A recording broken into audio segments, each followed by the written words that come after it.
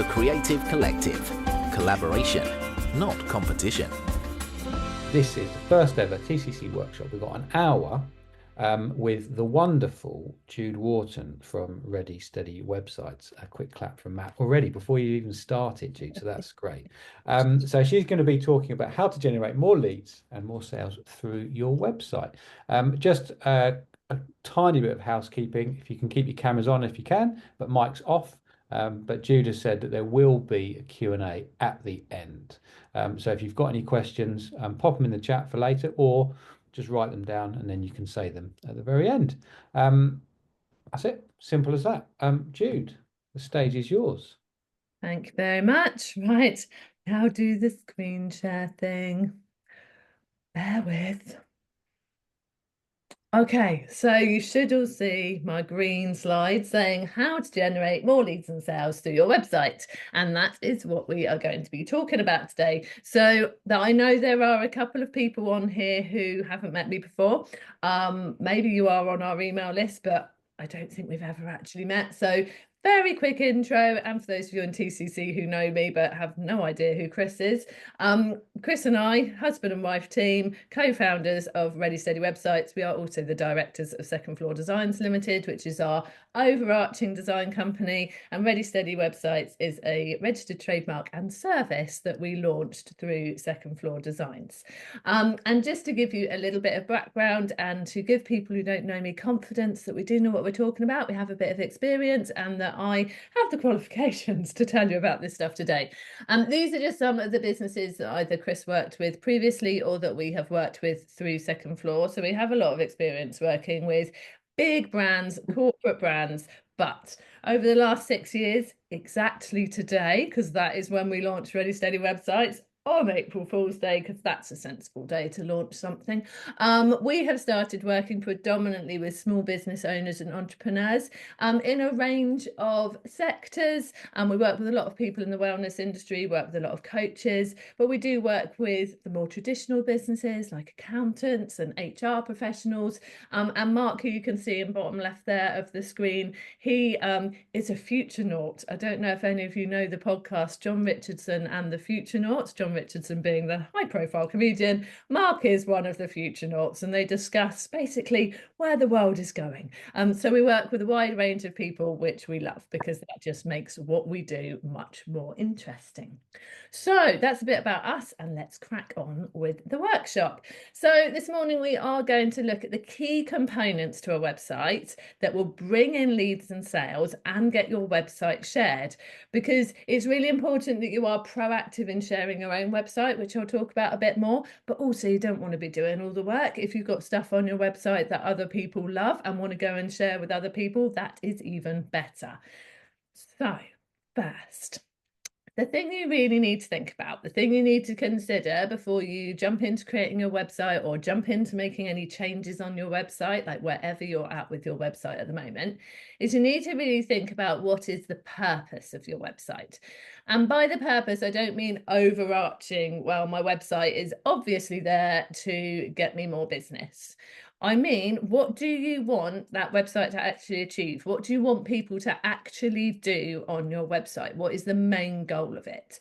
So using the Ready Steady website as an example, because it is the website I know the best, the main goal of our website is to get people to click our Join Now button, go and sign up for one of our plans or one of our services, pay their money through the website and start working with us. That is the ultimate purpose of our website. People can actually pay and get on with working with us right there. But equally, we know that the first time somebody hits our website, it's very unlikely that without knowing anything about us, they're going to go, yes, I'm going to give them hundreds or thousands of pounds of my money straight away. Happy days. What they're actually going to want to do is get to know us a bit more, maybe talk to us, maybe come onto our email list. And so that is the secondary purpose of our website. we have other ways that people can get in contact with us, and our focus on our website is to get people onto our email list as our secondary purpose. So we've got free resources that they can sign up for. They can book a call with us, and as part of that they'll join our email list, but actually it's a step above just joining the email list, because they can come and talk to us and get to know more about what we do. But we have that clear purpose of wanting people to join ultimately. And so our secondary purpose is supporting the primary purpose, because the more they get to know us, hopefully the more they want to work with us. Maybe not, and if not, they leave our email list, and that's absolutely fine, because we weren't right for each other. So the key thing you need to do after this workshop is to really think about, have I got it clear in my mind what the purpose of my website is? Because once you've got the purpose of your website clear, then all your call to action buttons that I'll talk about in a bit, all of your messaging is going to, or should be, guiding people in to taking the primary purpose action or the secondary purpose action on your website. And by them doing that, you've therefore automatically got yourself some leads.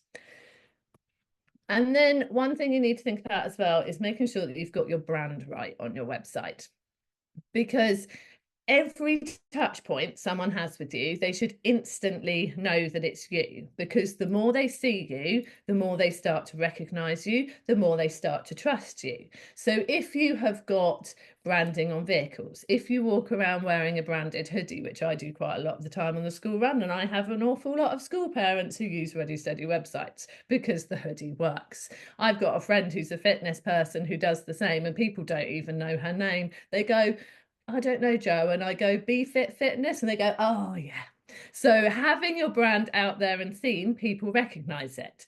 But it does have to be consistent every time they see you. And what I see quite often is people have got great branding on their merch. They've got printed materials out there. Their social media is all up to date with things. But then their website's the thing they sort of go, oh yeah, not really got round to that yet. That's a bit harder to change, or I haven't spoken to my web person.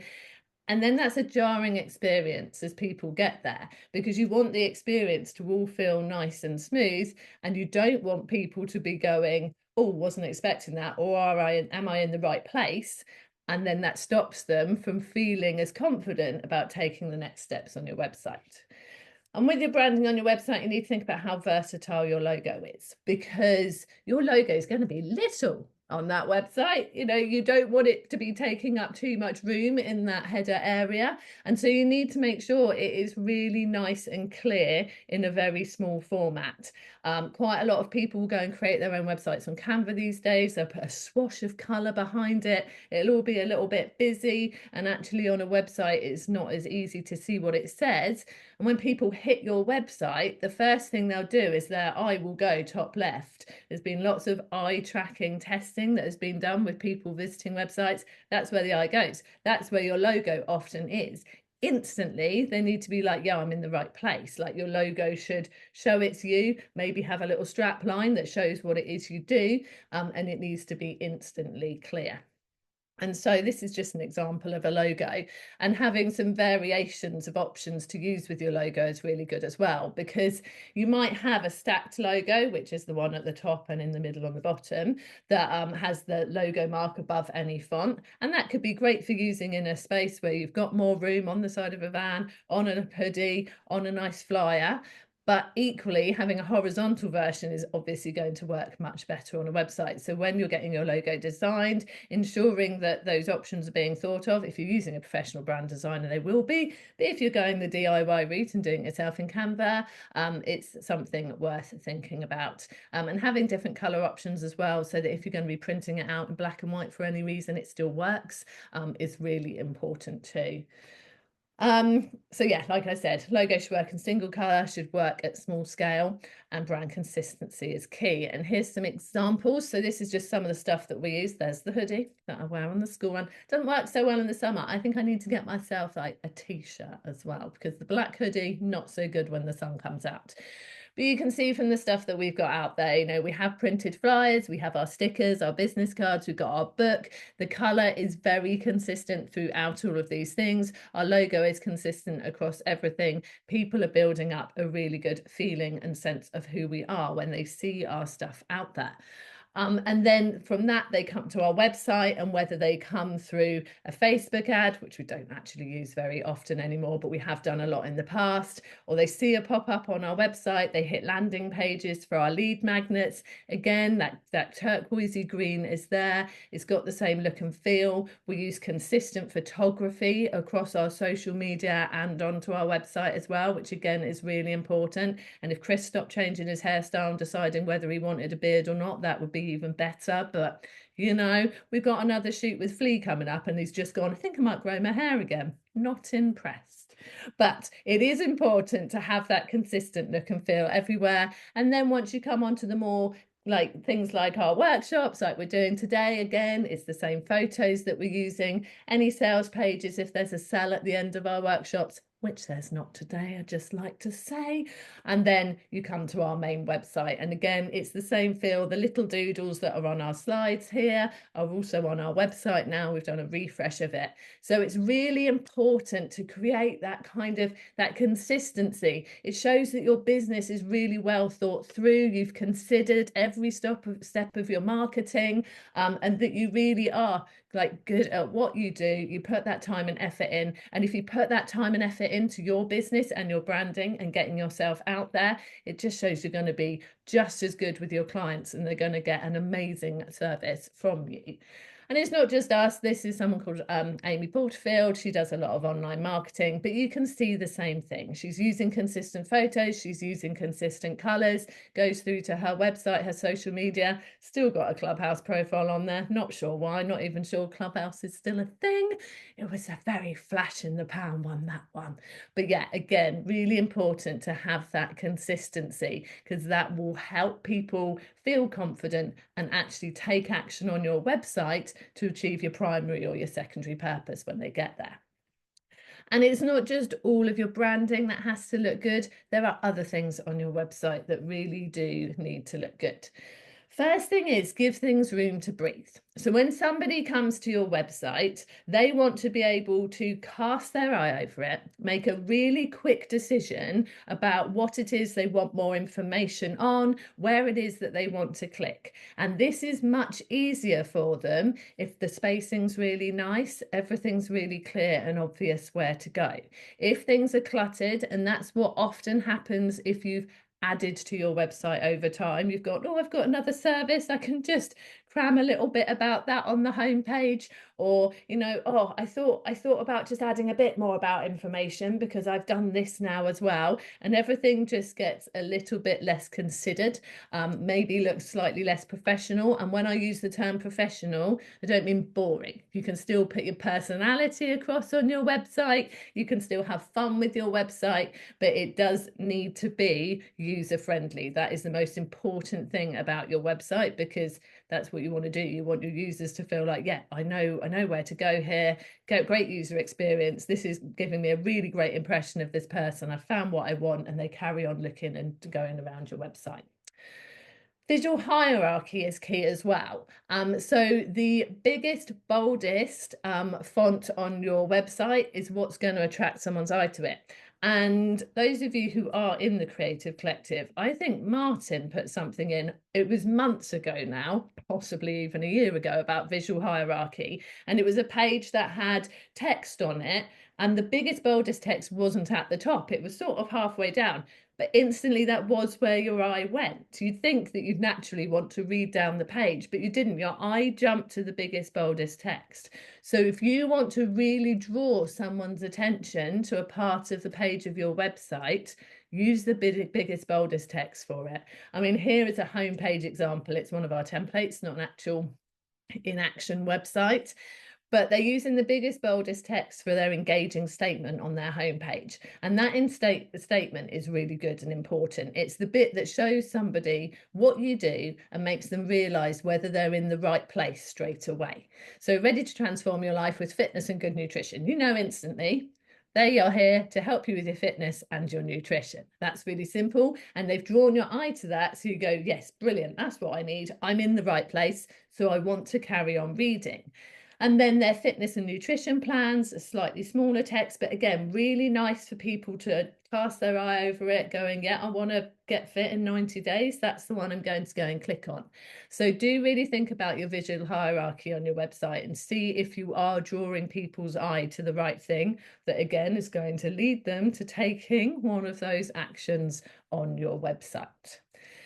And images are everything. And obviously the photographers in here are going to be very happy about that statement, because you can put so much effort into writing your content or getting a brilliant copywriter to write your content for you that puts across all of the benefits of working with you, shows your website visitor that you really understand them and that you can solve their problems, needs or wants. But they're probably not going to read that if they come to your website and go, oh, that looks awful. Yeah, I think I'll just go and look at somebody else's, because they'll make a snap decision on your business based on the visuals. That's why getting your brand is so important. That's why having it looking consistent to all other touch points is important. And the photography is important as well. So this is an example of a nutritional therapy website. The food on there looks vibrant, it's nicely laid out. And so you think, yeah, that food looks good, so I'll trust their recipes. If they had food on there that looked really unappetizing and like no one's going to want to eat it, no one's going to be clicking on their recipes and wanting to find out more. And it's the same if you have a personal brand, and so you've got photos of yourself on there. If they're likely to meet you, the photos on your website do need to look like you. Again, you don't want that jarring experience of getting a lead through your website because they've booked a call with you, and then they get on the call and they go, oh, she doesn't look like her website showed she looked anymore. Like that photo of you on holiday 30 years ago is perhaps not the one to use on your website. You need to be honest and be putting yourself forward in the way that you actually are. So really do use images well. Use images to really set up the feel of your business, give people an idea of what it is that you do. And yeah, that will really help people to continue to want to look around and take action. Typography is important as well. So again, getting the right feel for your business on your website. Two very different examples here. On the left, a very calm, floaty, lovely business that uses floaty, lovely fonts. And then on the right, the man who talks about rocks, apparently, based on that photo. And his font is very bold. It's a sans serif font. There's no flourishes on there. So really do think about your fonts as well. So again, you're putting the right message and the right feel across, attracting the right people through your website. And your call to actions should stand out. So these are key, and these relate back again to the purpose of your website. So like I said, for Ready Steady websites, our key thing is to get people to join now. We want people to go look at the plans, go, yeah, Website Pro plans for me, gonna go and buy that. So our join now button is always in our turquoisey greeny color. It is the most standout color on the site. It's consistently that color. So whenever you see a link or a button in that color, it is getting people to come and join now. And that's important because, like I said, again, they're not going to come to the website and go, yeah, all right, then I'll come and join. But they will be thinking when they are ready to join, right, I need to find one of those green buttons then, and I need to go and click. Actually, our heading stays there, our menu stays there the whole time on our website. So our join now button is always top right of our website on every page. And that's a good tip as well. So whatever it is you want people to do, whether there is an option for them to go and buy from you straight away, whether actually on your website and for your type of business that doesn't work, but actually the highest action they could take on your website is to book a call. Always have your book a call button top right. If actually you want them to complete a form so that you can take some information for them and find out more about them first before you decide to have a call with them, have a button on that top right that takes them off to that form. Having that button there to get people to actually go and do what you want them to do on your website is a really, really key thing to do. And like I said, have those call to actions consistently, have the primary purpose call to action in the brightest, most obvious standout button, and then have your secondary call to action button consistent too. So for us, we've got plan your website next to the join now button there on the homepage. And that takes people through to a couple of options of signing up for our free website planning checklist or coming on one of my monthly website planning workshops. And so that's gradually getting people into taking the purpose that leads to us, taking the action that leads to our secondary purpose, getting them on our email list, getting them to know us better. And so, yeah, again, those kind of secondary call to actions, the ones that take them through to find out more, do more, again, are consistent on our website. And you can see them there on our plans. They're going to go and find out more about our plans. Again, it's the button with the nice purple surround, and they can go and find out more about working with us. And having at the top of your header, your homepage, like it is on there, before they have to scroll and see more, having both your primary and secondary call to action in that hero area is really, really good idea as well. Because again, they're not going to click on it straight away, but they'll remember they're there. And they'll think, do you know what? I saw something about planning my website when I first came onto the website. I'll go back and have a look at that now that I've had a bit of a look around. And make sure you have call to actions on every page. So if you've written a blog post, you don't want people to read the blog post, go, that was amazing, that was really helpful, thank you very much, but you're not giving them anything else to do and they just jump off again. At the end of the blog post, invite them to go and look at a free resource you've got that's relevant. Invite them to go and look at one of your services that is relevant. Keep them there, get them looking around, liking you more. They're more likely then to actually take action on your website and turn into a warm lead. Your messaging does have to be on point. So one of the messaging big sort of no-nos that I see quite a lot is that people think their homepage is their about page. And they sort of launch into this story of why they started their business or how long they've been doing what they do. And that's lovely information, but you wouldn't just go up to somebody in a room and just go, hi, I'm Jude, I've been in the web industry for 15 years. That's how long I've had my business, worked with my husband, we decided to do it because of this, that, and the other. You'd sort of get to know them a bit first and wait for them to ask you why you started your business. So you don't want to just launch into that on your homepage. The homepage is about them. When you're good at networking, you go into a room and you ask them a question. And so the homepage is to show those people that you get it, you understand why they're there, you've got these different services that will help for them, and these are the benefits to them, just giving a little overview, and then they can go off to your services page to find out more. Put your about information on your about page, because by them clicking on the about thing in your menu, that shows they want to find out. That's them asking the question. So make sure your messaging on your homepage is all about showing them that this is what I do. This is these are the needs and wants that you probably have. This is how I can help you. And yeah, that is what you need to be doing on your homepage, making sure your messaging is all about the website visitor and showing them that you understand them. Like I say, keep your ideal client in mind when you're writing your content. Really think about what it is they're likely to know, what are the type of things they are probably searching for to get to your website. Write content that is relevant to that. And then you will be like showing them that you're inside their mind before you've even met them, and they'll think, they really get me. I want to keep finding out more. Like I just said, your homepage isn't your about page. It's so important. I wanted to say it twice. Create regular useful content.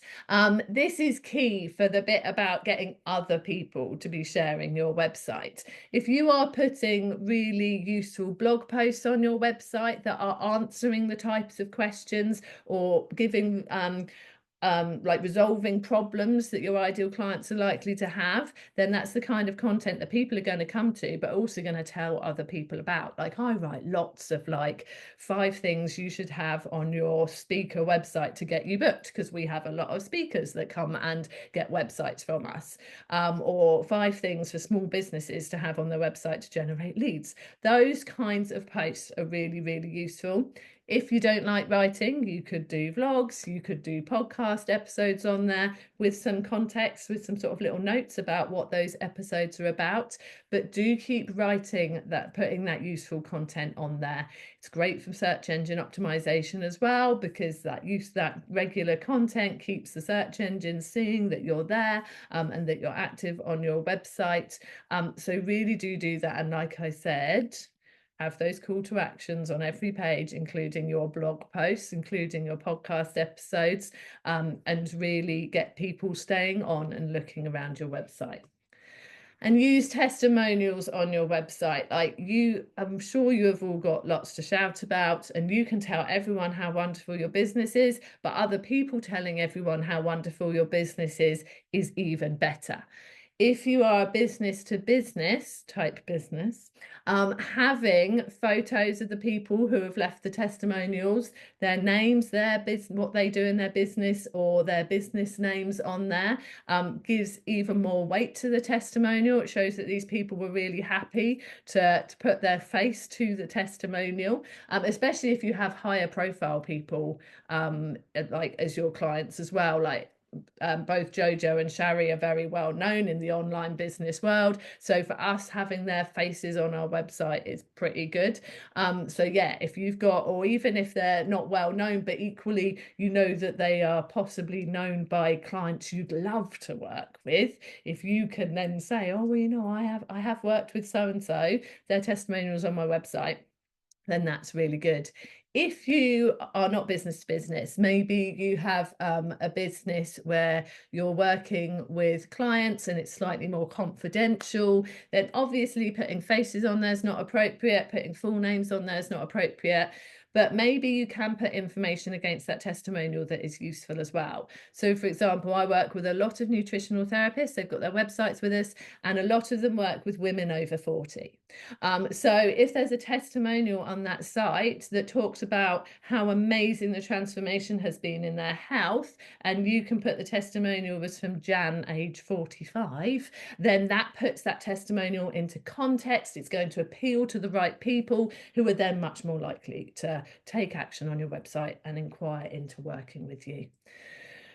Make your website easy for people to find. That sounds quite obvious, but there are still so many people that I go to their social media profiles and they actually haven't got their main website on there as a link. They're linking off to various other things. So always have your main web address as one of your links on your social profiles. And always make it your hub.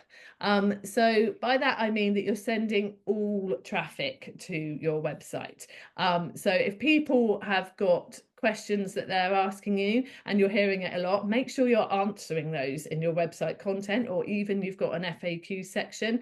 And then instead of every time someone asks you, you have to reply telling them the answer, you just go, oh, do you know what? I've got the answer to that on this page on my website. Here's the link for you. Go and take a look. And if you still have any questions after reading that, obviously come back to me. Make life easy for yourself with your website. And also, you've given them a great excuse to go to your website and they'll have a look around, find out more about you. Always send traffic directly to your website. Don't use Linktree on your social media. Create your own links page on your website. It's very easy. It's just a page with a list of buttons on it. So do that rather than sending traffic off somewhere else. Keep sending the traffic to your website. More traffic that comes to your website, again, the more the search engines are paying attention to your website being there. Don't use an external landing page creator. Create landing pages on your website. So for us, we use Kit as our email system. Other people might use MailerLite or MailChimp, all the other ones that are out there. And yeah, you can create landing pages on those. But why? Create it on your website. All the traffic goes to your website, and that works much better. And do use Google business profiles. Make sure you've got a Google business profile. Obviously have your web link on that, but also put regular content on that, like put on your Google business profile that you've got a new blog post, and obviously that sends people to your website. So just think of your website. I work closely with a company called Yellow Tuxedo, they're digital marketers, and they say your website is the center of your ecosystem. And that's just a great way to think of it, that if your website is there and you're sending everyone to it, should be making your life easy. If you are booking your calls through it, you're taking your payments through it, it's basically running your business for you. And a couple of years ago, we had a period of time where I had to take a bit of a step back from the business, and it really did just run the business for us. We still have people joining our email list every day, every week, certainly every week, possibly every day. We were still making low price sales through it of our book, and we have a plugin that we sell and things like that.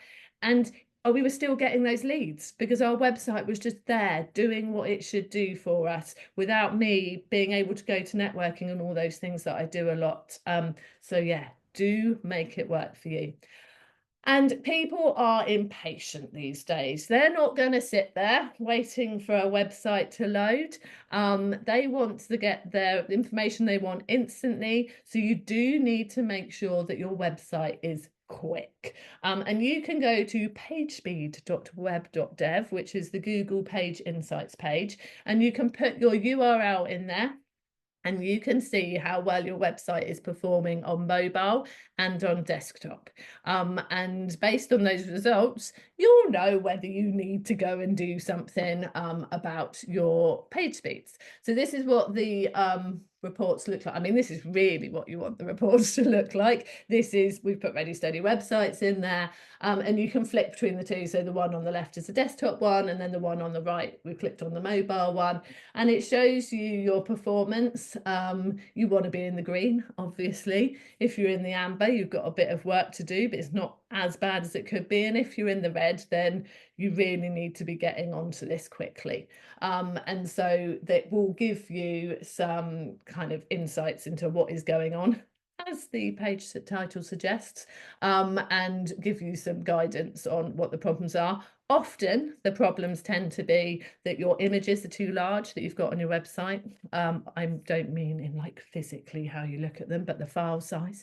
Or maybe that you have got videos hosted directly on your site rather than having them on something like Vimeo and embedding them into your website. They are the key things. It could just be that your hosting isn't as good as it could be as well, and maybe you want to consider different hosting. But do just go and have a look at that. And once you've done it, if you look at your report and you don't get it, more than happy for you to get in touch, and we'll have a look and give you some suggestions. And then I just want to finish off by saying, don't just learn, do. I know lots of people come to these kind of workshops and go, oh, that was useful. She taught me some really good things. I made some lovely notes. And then 6 months later, you've still done absolutely nothing with them. So please go away and actually take action, make a start, keep going until it is done. And please don't underestimate how powerful an amazing website can be for your business. So I had somebody who came on a very similar workshop to this one.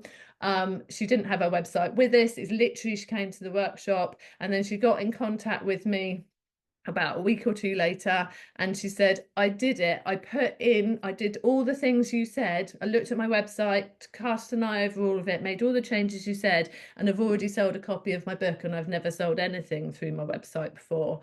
And we had someone else who did it, and she decided that her website was unsavable based on everything I told her. So she did come to Ready Steady Websites and build her website.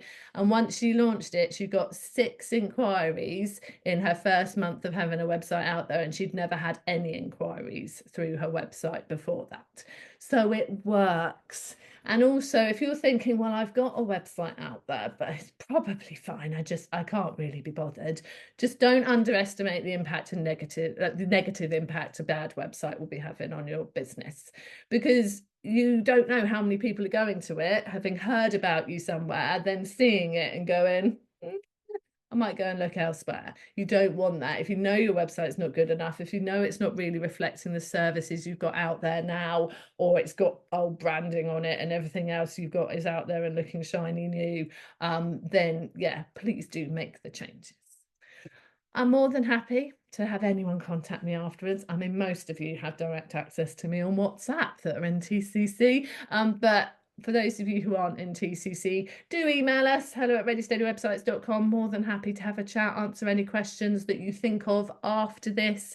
Obviously, you can go and check out our website. We do have a book, the website handbook, and I know a few of you on here do have it. And if you want help planning your website from scratch, I do run monthly website planning workshops, so you can come along, and that workshop is much more sit there and do with a workbook, no slides, actually working together, and you'll have your website pretty much planned by the time we've finished it. So I'm going to stop sharing, come back into the Zoom room properly, and answer your questions. So over to everybody in the room. So whether you want to put a digital hand or physical hand, it may get a bit achy after a while. So digital might be easier. And if you don't know how to do that, how do you do that? Someone pop in the chat how you do that. Ed, you go to react. You go to press the react, and then it's got raise hand above it. Just that. Over to you, Ed. Hi, first of all, thank you very much, Jude. It's very interesting, informative, and it's made me feel good about my website because I tick a lot of those boxes. But one thing that I don't do is use Google My Business, mainly because my client base is predominantly national. There's not very many people in my local area that actually are franchise brands that are going to interact with me. So for what is in effect B2B, national, potentially international business, is Google My Business worth doing, do you think? So I had a conversation with, because I never claim to be an SEO expert. Chris does the SEO in our business, but I had a conversation with someone the other day, and she says it is still worth doing because you don't have to put your address on there. You can say sort of which sort of city you are nearest to or something, just because if your local SEO is good, it benefits your overall SEO. So even if you aren't just working, and we're not, we have people all over the world as well, but we still do have a Google business profile. And I do think since I've been paying more attention to ours, our SEO has improved. We're getting more and more people coming through booking calls saying they've just found us through Google. So yes, I think it's worth doing. Thank you very much. Appreciate that. And Michael's put Andrew from SEO says best way to get Google to SEO your website. So yeah, and I would back up that from Jude. I get a couple of calls a month just from people typing locally, and then I just happen to be, you know, part of the Google like top 5 basically locally. Obviously not so relevant for you, Ed, potentially, but yeah, definitely worth it, I think. Anybody else got any questions for Jude? I'm always worried that I've stunned people just by talking so fast and doing so much, and that their brains can't process to ask questions. Ed's got another question. Go on, Ed. I've always got questions. So something you've highlighted that I'm not doing that I need to be doing is newsletters. I know it's something it's always been sat in the back of my mind, and you telling me I have to do it, I'm going to have to do it, aren't I? So, in the past, I've always worked in larger organizations where it's integrated as part of the CRM or something like that. So I know there's things like MailChimp and stuff like that out there, but what's the best route to go and create these newsletters, I guess, is what I'm asking. So I think if you're starting, I would go with MailerLite. MailerLite's very intuitive. It's free up to 1,000 subscribers. So it's obviously a very, very cost-effective way of getting started. And so, yeah, and it's easy to integrate into any, well, I don't know, can't remember what you've got. You are WordPress, aren't you, Ed? I use It's Easy websites, so similar kind of setup to what you have. Yeah, so yeah, so you will be fine with integrating it. And yeah, I really do advocate building an email list. I think since we started using an email list, so we started building email lists for things sort of a couple of years before we launched Ready Steady Websites, And because then we already had that mindset of creating an email list and getting the right people on it, when we launched Ready Steady websites, we instantly got our first 10 people that we wanted to be our beta members. And if we hadn't built that email list, that would have been much harder. And now we often get people coming onto calls going, oh, I've been on your email list for a little while, I read your emails every week, and now I'm ready to do my website. And so we've always got people there basically nurturing them through Ready to Buy. So yeah, I think Don't worry about it. Don't worry about it. Tom's just Yeah. In a way, I've got LinkedIn that is my email list in a sort of way. But the problem is, obviously, if LinkedIn decides to take everything away and close my profile down, I've got nothing. So I know it's important to get that email list in place, so that I actually own it. So appreciate that. Thank you. And if you've got a good list on LinkedIn, and it's quite easy to then say to them, oh, look, I'm building a new list, and you'll probably get quite a lot of people on there quite quickly. So yeah.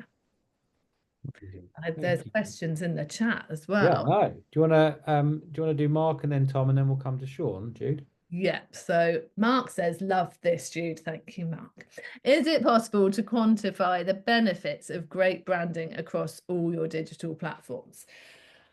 I mean, I can't give you numbers, but Ready Steady Websites was our first part of our business that we launched with a real kind of, we're going to be across various social media. We're going to work really hard on our social media presence. We're going to obviously have a great website. And it's the first time we've done the merch with the hoodies and actually put out printed flyers. Like, we've not done any of that for any of our other areas of business. And it has been the easiest part of our business to build and grow and scale. So from a personal perspective, I would say that shows me that it worked really that time. I mean, there's a lot, if you go online and you Google around how many touch points somebody needs to buy from your business, there's a lot of stuff around, like, they need to have seen you 7 times in a recognizable way to be in the mindset ready to buy from you. So I think if that sort of suggests that it is important. I think if you are in a field that is in linked to design as well, people expect you to have quite a good, standout, well-designed brand.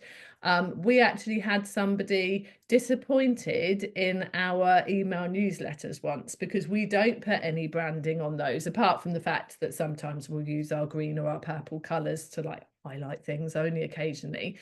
And she actually responded to one of our emails and said, oh, no, I've seen one of your email newsletters. I'm a bit disappointed. I don't know if you're the people to work with. I expected it to be visually more appealing. But visually appealing emails with lots of images in and lots of things like that actually don't deliver as well sometimes, because people find them harder to open on mobile if they haven't got a great connection and that kind of thing. And once it hasn't opened for them, they're not going to bother coming back to it. That's it. They're not going to read that one. So for her, obviously, visual branding was really important. So for some people, it's definitely key. But yeah, I can't pull any numbers out. Sorry, Mark. Tom, got any best practice tips for setting up landing pages on your own website rather than using something like the MailerLite kit? Apologies for being off camera. I'm walking to the blooming dentist. I'm just impressed at your commitment of being here, Tom, while you're walking to the dentist, to be honest. So best practice tips for setting up landing pages. If it is a landing page that you are directing traffic through to specifically just to go to that landing page, so it's not a page on your website that people are just navigating around, but maybe you've got an offer on, it's a sales page, something like that, and you're promoting it on social media, in your emails, at the end of a workshop, something like that, you're sending people to it. It's a really good idea not to have any links off to anywhere else. just to focus in their attention on signing up, buying now, whatever it is. So take off the top navigation. All your call to action buttons on the page are to sign up, join now. Have those call to action buttons throughout the page. If it's a longer form landing page with a lot of explanation and a lot of listing the benefits and putting in testimonials and things like that, because that will really focus people in on taking action that you want them to take. Also, always talk about the benefits of what you want people to sign up to or buy first. So you say, this is the thing, you're gonna, by the end of it, feel this, or be able to do this, or experience this. Then talk about this will be delivered on this day and this way, and talk about the actual how it's going to happen and time they're going to have to put into it or whatever it is. And then, like I said, continue to have those call to actions. If it's genuinely a time sensitive thing, so it is a workshop being run at 11 o'clock on the 1st of April, so people have to absolutely sign up by that time, you could put a countdown timer at the bottom to add a bit of urgency to make them actually do it. If you've genuinely got a limited number of the thing that they can sign up for, limited number of places, have that on the landing page, and every time someone signs up, make sure the number changes so that, again, people are going, oh no, only 2 left, right? That focuses my mind into signing up. But I say genuinely on the countdown timer and the limited places, because if you do it and it's obviously not genuine, like you go, oh, this offer's running out tomorrow, and then 2 weeks later it's back again, that just ruins like your brand. People will start to not trust you. So yeah, so there's some key things that you could use on landing pages. So yeah, using the chat's a good idea. So should I do it from the chat then, Sean, rather than you asking? It said use your website instead of Linktree. Would you advise having a whole page of them or have the logos with the links on the top of the page? Would you advise having the whole page for them or having like, I don't. Sorry, it might be easier explaining my brain. So I was just because on my on my page I've got like Twitter, LinkedIn, all the little logos on the top to connect to. But because you said about the link tree, which is fantastic idea actually. But yeah, would you advise having that as a sort of a clone of the link tree site kind of thing, so it's just listed all down with them there, or would you just have like point everyone to your to those same logos, like just to your page, because you said that as well, just like as long as they go to your page and then can go from there. So I didn't know whether or not it'd be better to just have them at the top or just have their own dedicated page, or even both. So if on that links page you want to also go, I'm on LinkedIn, I'm on Twitter, I'm on Instagram, whatever, X, then yes, you could have the logos that have a little bit that says follow me here, and then have the logos, and that's great. And then on the same page underneath you could have, but I've also, I don't know, got this workshop happening, or go and see my portfolio, or go and read my blog, go and check out my podcast, whatever the types of things you want to send people to. So you can have a combination. And then that's the beauty. That's your own page. You can lay it out as you want to. Like for us, we have gone with the classic Linktree look and got the buttons stacked. But I know our copywriter that we use quite a lot, she's gone for more of a grid format. She's got boxes of like the things she's got going on, and people can look at each box and go and click. And that's what she's preferred for her format for it. So yeah, you can play with it and have fun with it. But yeah, that's all good. Ed again, so many questions, Ed. How do you think, or does people using ChatGPT as a search engine impact on the discoverability of the website? Are there things we could be doing to help? So that was another thing that Andrew said at TCC Talks. He said, again, if you've got a Google business profile, that's one of the things that AI looks at. So again, having a Google business profile is good from that point of view. People are definitely using ChatGPT as search engines now, essentially. Definitely typing in, like, I'm looking for a coach in this area that does this. but they are, ChatGPT is obviously then pulling that from the internet. I don't know whether it just literally pulls it from Google results. But yeah, Andrew definitely said the Google business profile helps with getting you seen in AI searches. So I can say that with confidence because I trust him. Thank you. Oh, Michael's just said search for your business on AI and then see where it's grabbed the info from. That's a very sensible answer, isn't it, from the sage there? Liz, when you say regular updates on your website, how often is regular? Would monthly blog do the job? Thanks.